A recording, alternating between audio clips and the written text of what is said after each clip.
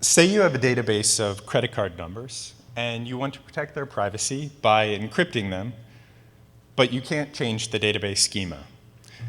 Therefore, you need a way to encrypt them such that the ciphertexts are valid credit card numbers too.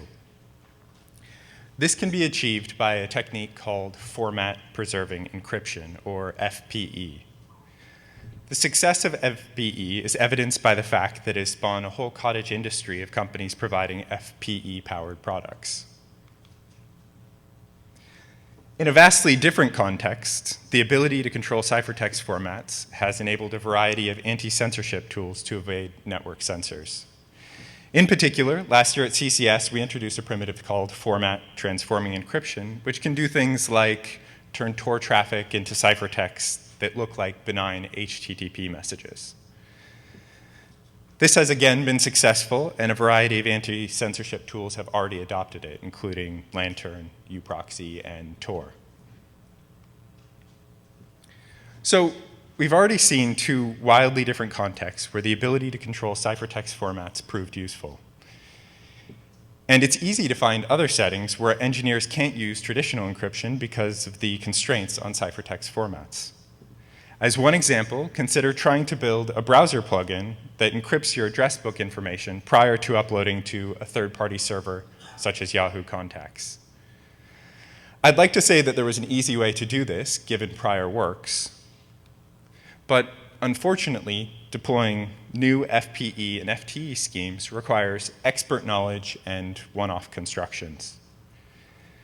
And the reason is because, prior to this work, there was no unifying framework for building format-abiding encryption schemes. In the remainder of this talk, I'm going to tell you about our framework, LibFTE, and how it eases the burden of deploying format-abiding encryption schemes. First, I'll tell you a bit about some new algorithms that were developed to enable this flexible framework. These algorithms allow us to sidestep a piece-based completeness result that at first makes some of the things that libFTE accomplishes look infeasible. Then we'll explore our new, more general FTE construction.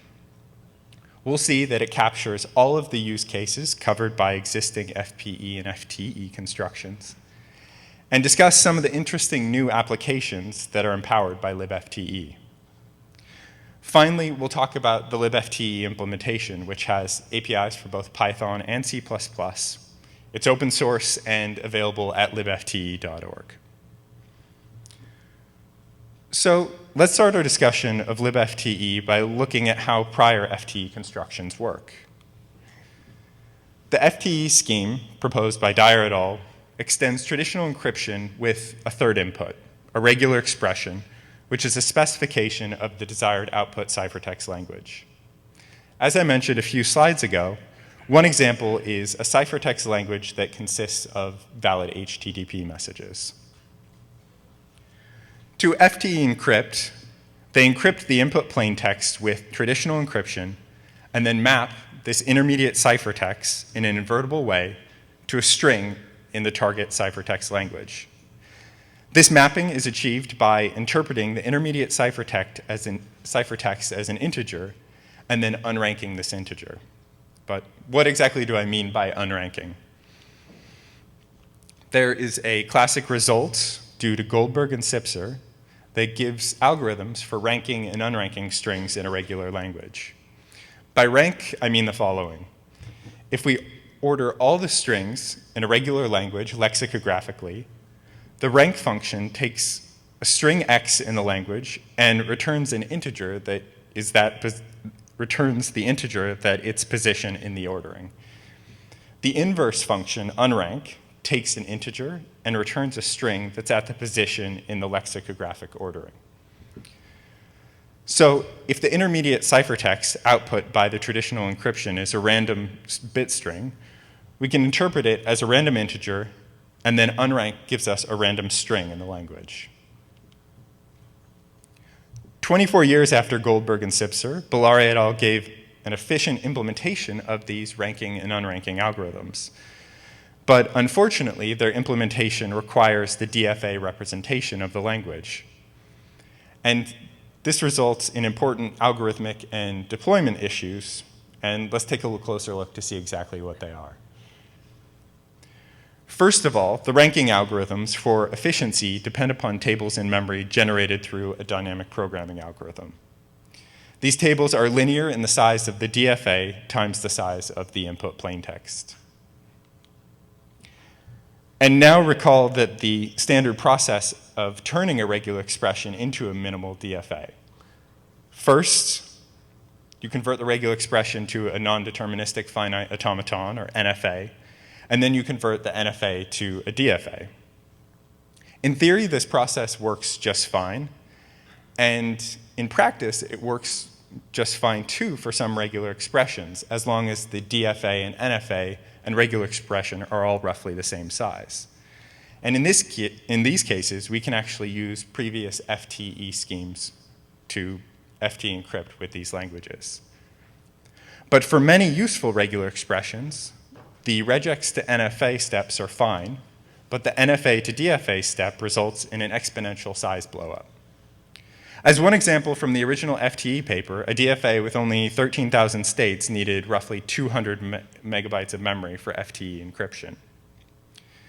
In cases that you get such a blowup, it's necessary to rethink the regular expression, which, by the way, it's not obvious, especially for non-experts, to be able to identify regular expressions that will lead to blowup.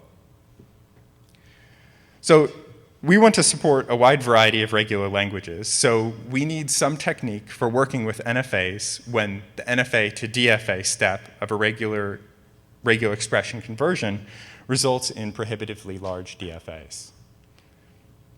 Towards that, we introduce a new type of NFA-based FTE that avoids the NFA to DFA conversion. But unfortunately, you can't do strict ranking and unranking directly from the NFA. This is known to be p-space hard. So we introduce a generalization of ranking called relaxed ranking. This allows unrank to be a many-to-one mapping and avoid the p-space hardness problem. This need for relaxed ranking is a byproduct of the fact that it's a one-to-many mapping between the strings in a regular language and the paths in its NFA representation. As a consequence, though, we also have to change how encryption is done to accommodate for relaxed ranking. In particular, we employ cycle walking and rejection sampling techniques to accommodate for relaxed ranking. Unfortunately, I don't have time to go into further details about NFA-based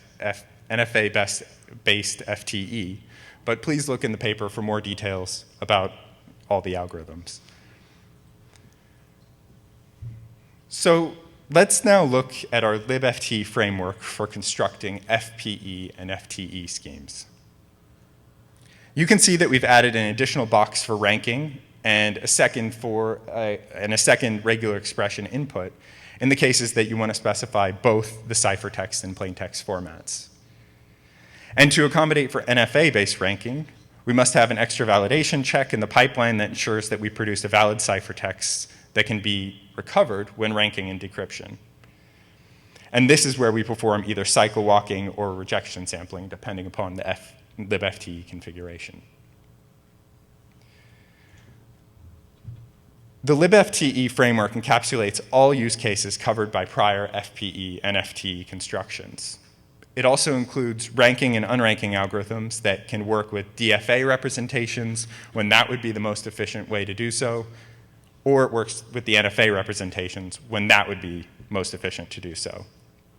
And this actually provides us with a very rich feature space for constructing format-abiding encryption schemes. So what are some of the design choices that LibFTE supports?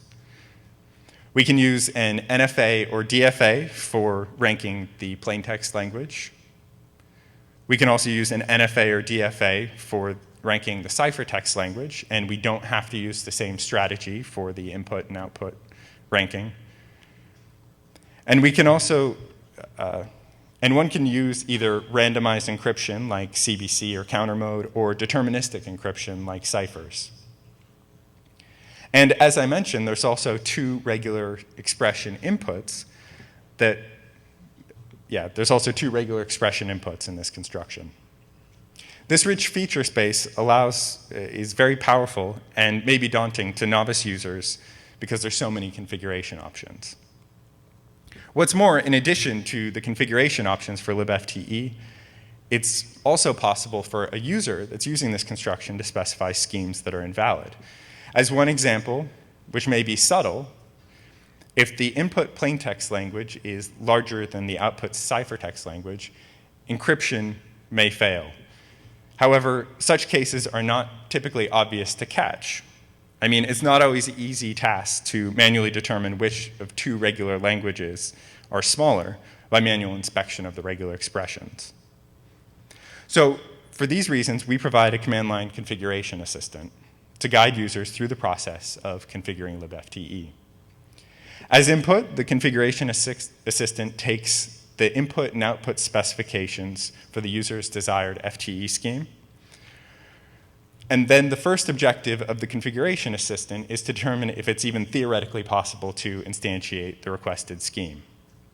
It will certainly catch egregious errors, such as if the regular expression is syntactically invalid. And it might even catch, and it will also catch more subtle errors too, such as if the ciphertext language is smaller than the plaintext language.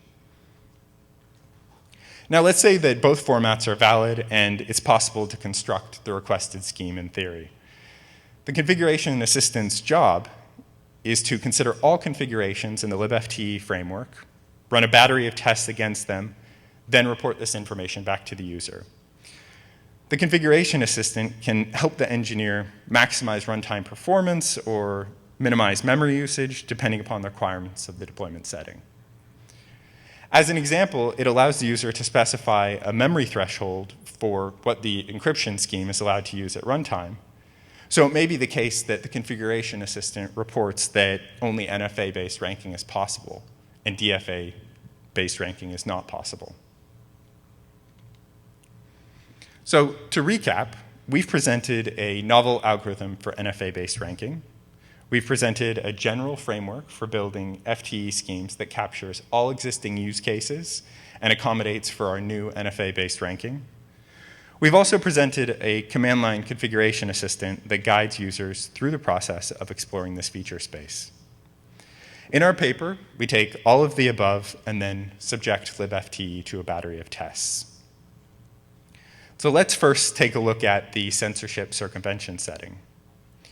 We took 3,500 regular expressions from the Snort IDS system and instantiated an FTE scheme for each regex. We then used the configuration assistant to identify the configuration of libFTE that minimized memory usage. Then we compared this against the memory usage when using only a prior construction of FTE. We found that when using libFTE, we reduced memory utilization by 30% on average. What's more, in roughly 3% of the cases, DFA-based ranking completely failed to instantiate due to memory constraints. However, in all these problematic cases, we were able to use libFTE's new NFA-based ranking. So libFTE enabled us to reduce the average memory usage and allowed us to instantiate FTE schemes for all regular expressions in the Snort IDS corpus. This has clear benefit for cases where it's required for a system to support a very large variety of regular expressions for FTE encryption. Next, let's consider a database of credit card numbers. It turns out that our libFTE framework and ability to specify input and output format specifications surfaced a new use case: simultaneous encryption and compression. We configured libFTE with an input format that specified a set of valid credit card numbers and an output format over the integers. Integration of libFTE in PostgreSQL was straightforward and required only about 50 lines of PGSQL code. We then used this libFTE configuration and compared it to a single call to AES for encrypting all the credit card numbers in the database. The outcome is that we reduced disk usage by roughly 35%, and for select queries, this incurred, in the FTE setting, a performance penalty of roughly 20%. So lastly, we have another use case, in-browser encryption. We compiled our C++ implementation of libFTE to JavaScript. We then created a Firefox browser extension that interfaced with libFTE. It was then the extension's job to identify fields in a Yahoo address book, such as phone numbers or emails or dates, and then FPE encrypt these fields in place, client-side, prior to submission to the Yahoo servers. Once the initial infrastructure was in place, it took only around 20 additional lines of code to write this browser extension specifically for Yahoo. And the initial implementation of this browser extension required a user to manually press encrypt and decrypt, and it also required manual inspection of the fields to create the appropriate FPE schemes. But we believe with a bit more engineering effort, this is possible to automate these processes. So to conclude, libFTE is a general framework for building FPE and FTE schemes. We no longer need one-off constructions for new deployment scenarios. We overcame numerous algorithmic challenges previously thought to be untenable and present a new ranking algorithm for regular languages that works directly from a regular language's NFA representation. Through this process, we also service new use cases for FTE, such as simultaneous compression and encryption and in-browser encryption. To encourage use, we've made libFTE open source and publicly available with interfaces for both Python and C++. And I encourage you to visit libfte.org for more details. Great. Let's think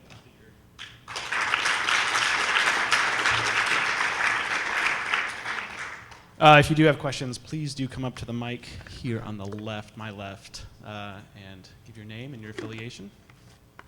And while you generate some questions, I was looking through your paper, and I noticed your cycle walking scheme, the encryption, can return bottom.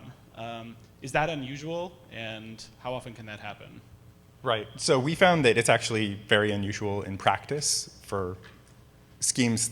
We never encountered that issue with any of the schemes that we explored. However, we were able to create degenerate schemes that resulted in encryption to output bottom. But we also have a feature in the configuration assistant that tells you exactly with what probability that will happen. So that's something that's very clear with the configuration assistant. Very good.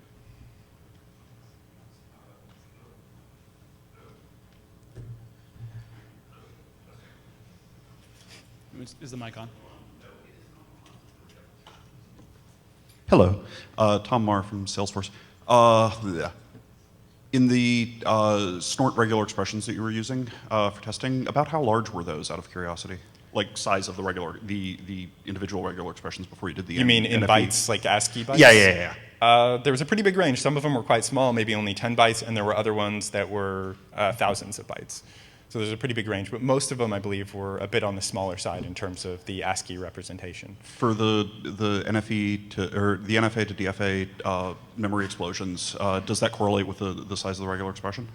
It doesn't, because the Snort IDS regular expressions are Perl compatible regular expressions, so you can even have things like the repeat operator that you can have some character. Oh, okay. It's not a good representation. Since they're not true of the regular complexity. expressions, Okay, gotcha. it's not a good indicator of that. Thank you. Yeah. Anybody else? Excellent. Let's thank our speaker one more time.